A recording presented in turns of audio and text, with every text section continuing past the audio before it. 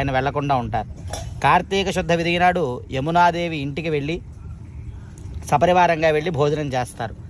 ఆ భోజనం చేసిన తర్వాత ఆవిడ చూపించినటువంటి అనురాగ ఆప్యాయతలన్నిటికీ కూడా ఈయన ముగ్ధుడే. ఏదైనా వరం కోరుకోమని చెప్పేసి యమునాదేవిని అడుగుతారు.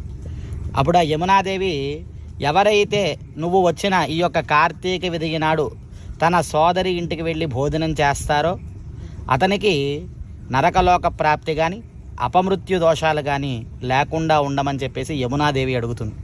అప్పుడు యముడు దానికి, ఎవరైతే ఈ యొక్క భగినీ హస్త భోజనం చేస్తారో యమవిధి రోజు తన సోదరి ఇంటికి వెళ్ళి ఆప్యాయంగా ఈ యొక్క భోజనం చేస్తారో వారికి నరకలోక ప్రాప్తి లేకుండా, అలాగే చేసినటువంటి ఆ యొక్క చెల్లెలకి వైధవ్యాన్ని కూడా లేకుండా యముడు వరం ప్రసాదిస్తాడు. కాబట్టి ఈ యమవిధి రోజు భగినీ హస్త భోజనం చేసి ఆ యొక్క అపమృత్యు